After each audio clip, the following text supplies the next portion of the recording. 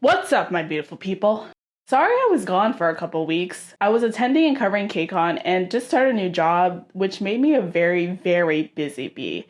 Now that KCON is over and I'm getting used to the rhythm of my job, I have time to talk about my next topic. Secondly, I want to thank everyone for giving me 500 plus subs and giving my New Jeans video up to 100,000 views. I hope to see this channel continue to grow, and I'm so happy I took a leap and did this. I was super scared, but now I feel a lot more comfortable knowing that I'm on the right path. So on this episode of Is K-Pop That Deep, we're a series where I ironically dissect things in a K-pop and sociological and psychological lens, I wanted to talk about stalker fans, or specifically sasaengs. I feel like a lot of people generally make those scary compilations of sasaengs being completely bonkers, like poisoning people, but I want to talk about it in a more inappropriate way so that we all can understand that, yeah, anybody can be one. Yes, you heard that right. Anybody can be one.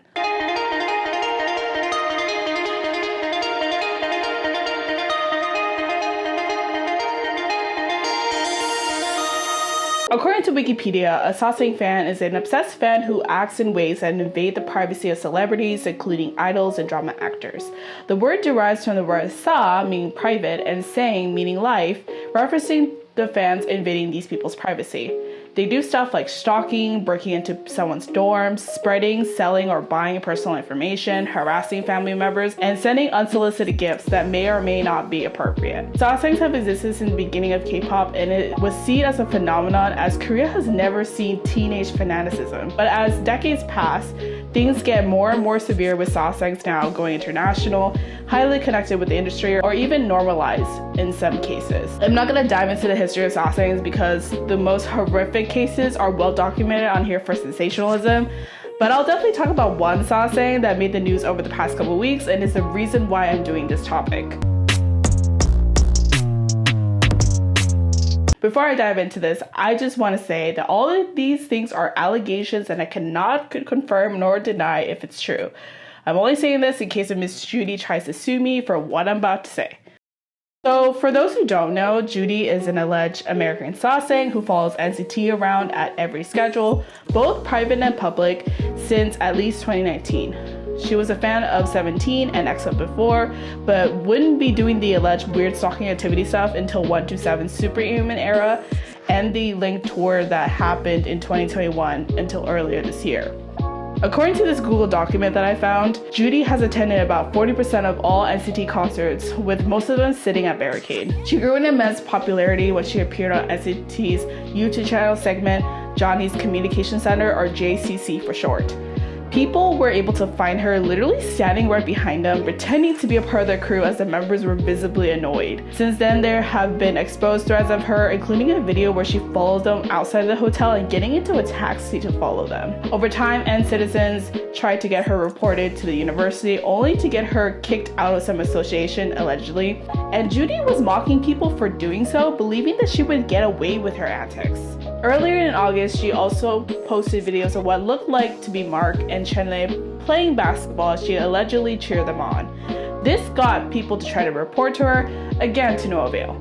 Then on August 20th, she posted what seemed like videos of Jaehoon's hotel room, allegedly, claiming to have gotten the key from them directly before anybody asked if it was breaking and entering, allegedly. She also claimed that it happened over 10 months ago. Well, that video got viral and many people reported the incident to SM, to Kwangya 119, which is basically a reporting service to help protect artists and stuff, which about time they set that shit up, oh my god. Eventually, a few days later, SM reported that they will go through international and domestic firms to try and investigate the matter, which means Miss Judy is gonna get her shit rocked, bro. See, as you can see, the more you fuck around, the more you're gonna find out. Since then, Judy said that she would take legal action for those who are harassing and doxing her, and SM too apparently, through her school legal services, which is not smart, but we'll get into that.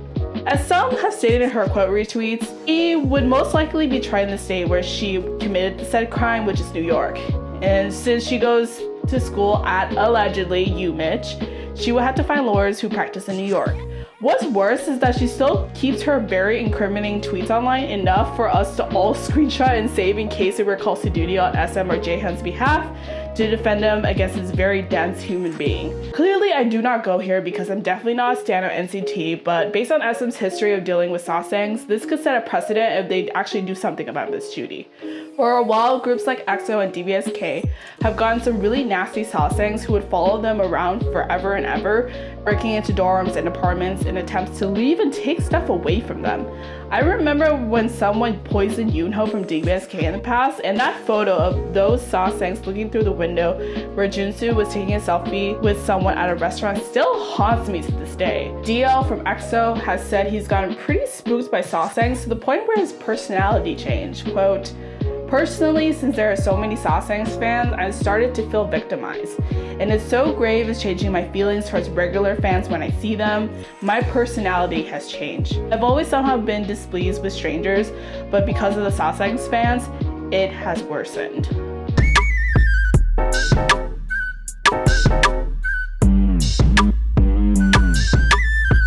So the question becomes, why can't we stop them? Well, there are several things at play. They usually have a lot of money, mostly money from their rich parents or money they make themselves through sex work or other illegal means to keep following these idols around. They need to have a job where they have the flexibility and the funds to keep following, so these jobs fit the bill. In addition, there are whole entire information networks that you can get into.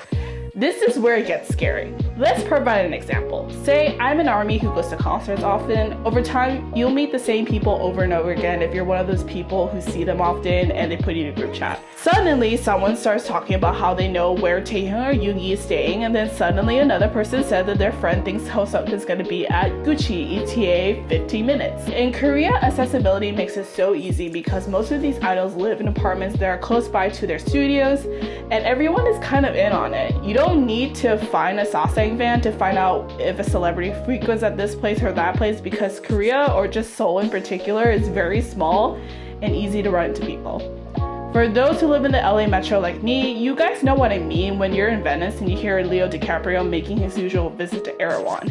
It just happens. But if the info is given to the wrong hands, people can follow Mr. Leo around and it can get dangerous. In addition, sasaengs would get jobs in entertainment companies, communication/cell phone sales associates, hairstylists, bus drivers, etc. to get more information.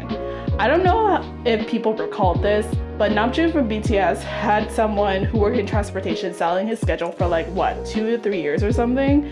According to a friend of mine who knows more about this, there are paid forums where people sell private information about groups, including what time they go to museums, cafes, if they're seeing anybody, etc. I don't know if it still happens now, but there used to be taxis who followed idols around as well, which is why there are so many car accidents back then during the third generation. Taxi drivers would get paid handsomely to follow around, which is very dangerous because some can speed super fast. For those who may not recall, that was how Princess Diana died, a speeding car accident with paparazzi following her. Remember I told you that anybody can be a sasaeng? That's the thing. It just takes you to feel so delusional for you to start doing stuff like that. As someone who was an updater, getting private information about idols is so easy, it's dangerous. I've heard insider stories on my face before, both verified and unverified. Some people have told me an idol's pant size, who they are seeing, their private Instagram, etc. For me though, I usually dismiss it and keep it to myself, whereas some people may take this information and roll with it, trying to get closer to their idols. I remember recently I went to KCON as press and had the awesome opportunity to be in the photo pit. As the group was about to prepare to come up on stage, this fan kept yelling rudely, calling me over before asking what they had to do to get press. Like, the balls of this person. What the hell? Like, anybody would give this chick a press pass in order to get to the group if that's her question. I feel like what people don't understand is that all it really takes for some people is to get it into the idol. Recently, I saw a fandom that I'm not in, 18es, trying to make excuses that following ATs around for every single concert, stop, and being a serial fan sign caller is not borderline sasaeng behavior, and that being called a sasaeng is a pretty serious accusation. Like, here's the fucking thing. They just don't have access. If they were given access and money to follow these boys around, they would. They won't report to y'all on the feed because they know it's bad. But most of these gals who see them pretty much everywhere would associate themselves with people who do follow them around off the clock. Because guess what? The more you see the artist, the smaller your group is going to be. After all, why are you seeing someone so often? It's not just because you like them, it's because you want that attention, which is exactly why sasaengs do the shit that they do, to get attention. Like, are we really gonna pretend that going to every single public schedule is a good thing? Like, don't y'all got jobs, school, other commitments? Why are you going everywhere? This isn't good, it's an obsession. Now, I'm not saying that everyone who's doing this is a sasaeng. Hell, I've seen BTS like 8 times in the 6 years I've liked them, and probably will to see them more in the future. There are some people who follow artists for a tour, others who go to multiple stops, or have done a fan sign or a few. I understand that people just want to try to do things once and generally love their face that much, and that's okay. What's not okay is taking that parasocial relationship so far where you hurt the idol. And here's the thing that I really want to hone in, is that you cannot get an idol's undivided attention because they're not yours to own. They're celebrities that are there to do a job, and that's it. They're not your partners, they're not your friends. You need to wake up if you see yourself teetering to some dangerous waters.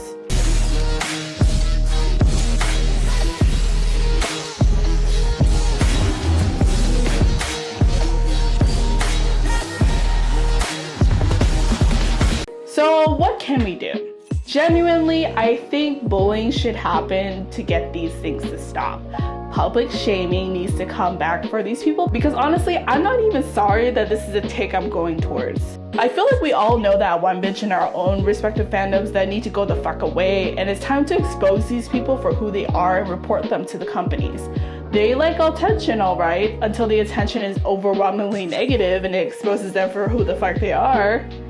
Companies also need to grow a spine and stop letting sasaengs get away with it, even if they're giving the companies thousands and thousands of dollars in album sales and merch so they can get into these fan signs. They need to be serious because these idols are suffering from sasaeng behavior both domestically and internationally. There needs to be better stalking laws worldwide, and I think we need to make a better effort. Let's band together and get rid of sasaengs one by one. Expose, report, rinse and repeat. Anyways, that's all for this video. Feel free to tell me the wildest sasaeng stories that you have heard in the comments and what you would do to them if you had a chance. Please make sure to not say anything too inappropriate, by the way. Hope to see you guys in the next video. See ya!